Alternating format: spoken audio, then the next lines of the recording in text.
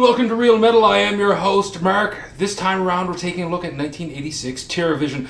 I'd like to introduce my panel. We have James, JP joining us once again, and Ben. Now, guys, have you seen this movie before? No, I've never seen this. I've never seen any movies made by this particular director. JP, have you seen this one? No, all new to me. And Ben? Yeah, 2 years ago. Saw it 2 years ago, just out of hearing about it and being a Charles Band fan. Yeah. Well, let's check out the trailer. Intellectual decay! Turn it off and watch your brain cells! The Pottermans are just a typical American family. The only thing they're missing is a pet. But have we got a surprise for them? You see, Stanley Potterman's new satellite TV has just gone on the blink. And it's drawn in a creature from outer space. Like all new pets, this one's causing a little trouble around the house. And he's eating the Pottermans out of house and home. In fact, it seems like this creature will eat anything. Well, just about anything. You looked right at my studs and cooled out. This dude's into metal! Now, it's up to the kids to break the creature of its bad habits. I said shut up! But he's not responding well to discipline.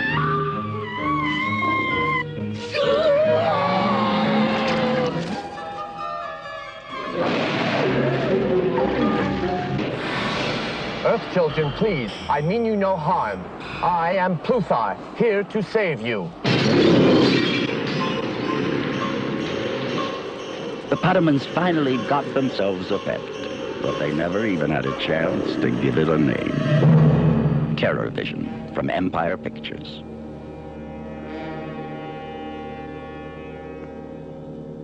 James, why don't you try and synopsize, that's the word, this film for us. All right, well, shit. Well, there's a family that gets a new satellite dish, and the parents of the family are swingers. The daughter is Cyndi Lauper, and the son is Dennis the Menace. And there's some sort of alien comes through their satellite receiver and starts coming through their TV and killing everybody in sight until they realize it likes heavy metal. Now, I hadn't seen this movie before.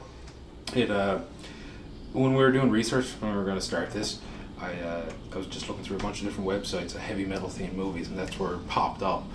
And so I had to run out and find a copy of it because it looked ridiculous, and it is. You found it at Calgary Horror Con? Yes, I did. Oh, yeah. Calgary Horror Con, thanks a lot. So I don't even know where to start talking about this. It's a wonderful mess. Let's start with the set, and how you within 5 seconds of the movie you can tell that they're on a set and that there's absolutely not going to be any shots outside. Well, no, the opening is set outside, just not actually outside. It's figuratively outside. Well, yes. Isn't this movie? It's in a studio outside somewhere, right? Yeah, completely shot on a soundstage, like literally. Yeah. It's completely done there. It really is a testament to what you can do with no money. I mean, I don't actually know how much money this cost to make. Yeah, I don't have nothing. a budget for it. Yeah, I couldn't find that at all. But I'm assuming not a hell of a lot. But creature effects look pretty cool. Yeah, they did. Given this Charles Band, I mean, it's definitely shoestring, and it's it's before full moon. Yeah. So it's got to be really early, but it looked great. They did a lot with nothing. And what was it? 86. With all the.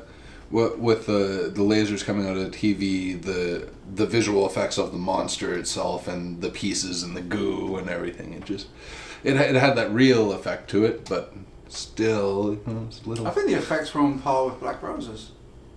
Oh, it was big, it was bright, very 80s, everything, the decor, the costumes they wore, the outfits, everything, just the special effects, just everything was bright green goo. Yeah. Did anyone get the vibe straight away of it's kind of like a episode of The Twilight Zone? It's a long episode. Everything about it was a felt one-act like... play. Yeah. It really was, set in a house. That was it. Yeah. It came off like that straight away. It was this family that were terrorized by the vision. I think, yeah, true. The set also had a lot to do with the fact that it kind of felt like a TV show a little bit. The fact that you definitely knew it was on a set, it was on a soundstage. Yeah, it definitely felt like a sitcom kind of setup, you know. We kept talking about people that reminded us of, the way they acted. Yeah. I was saying the wife reminded me of Peggy from Married with Children. Yeah. And we spent literally the whole film talking about what they reminded us of. And you got it dead on. The daughter does look just like Cyndi Lauper. And Dennis the Menace with a son, that's excellent. Yeah. Because that's exactly what he is. Dennis the Menace with a carbine. Yeah. Fucking great. And there was a real throwback to the whole 80s thing. I remember, people getting up on the roof and banging on the satellite when it worked. It didn't work because it was new technology back then, It's like, oh, wow, there's this new thing. We can watch Mexican wrestling or whatever it was. Like, what was he thinking? He hit it with a hammer like 4 times. Like, just the dish part itself, not any of the components. Just hits the dish. And then, like, lightning comes down from space and strikes, and he's got TV.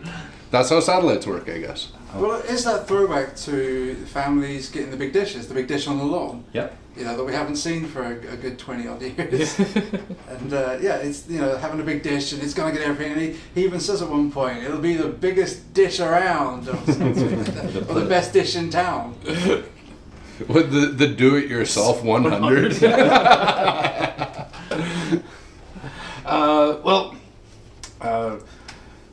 I don't even know where to go talking about this because it's all just over the going to be place. free talk on this. Yeah, this one's pretty crazy.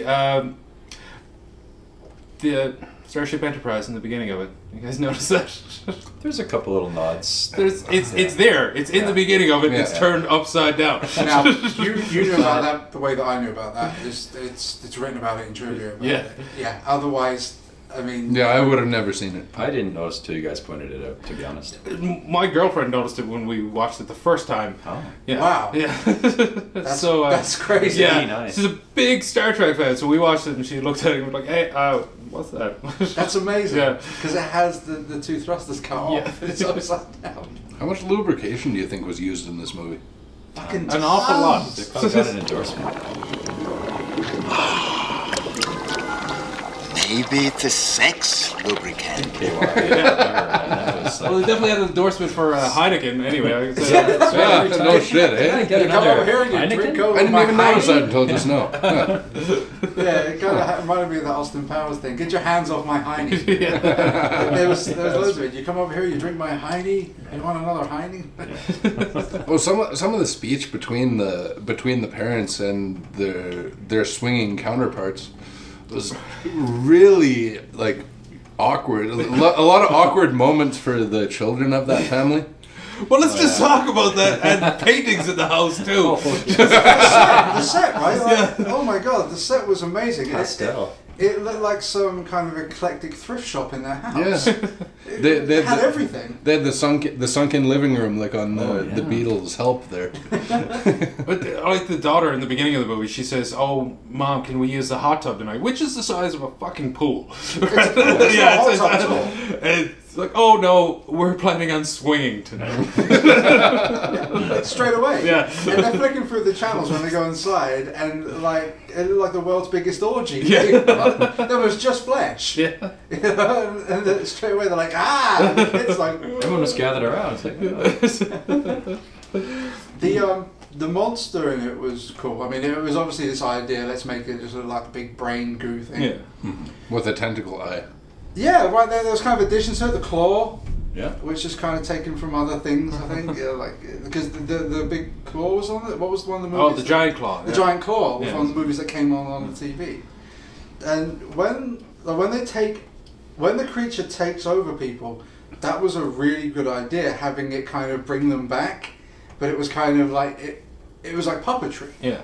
Like and it has the grandpa come round from the side of the casing and just look round covered in goo. That was one of my favorite scenes in the movie. The daughter goes up to see if the parents are okay, the daughter and son, and all 4 people are in bed. They're the other couple that they're taking home, which is disturbing enough. And then Grandpa pops up. Remember, kids, you do your thing, we do ours. Mother, that is so disgusting. Night, night now, kids.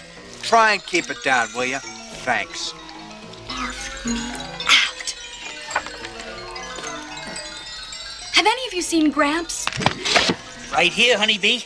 Just taking care of business. What does he say? I'm working things out? Or? No, he keeps saying the only thing that the monster knows to have him say, which is taking care of business. Taking care of business, yeah. Straight off of Elvis, right?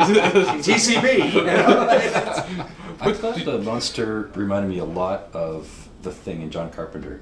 It was this amorphous blob, very slimy, and could morph into other things a little bit when you had the human head in the scene from The Thing where it turns around and comes up on the stalk and it's got this half face melting. It's like, I thought if this was a scary movie, that would be a very good effect. Well, that's what I kept thinking of.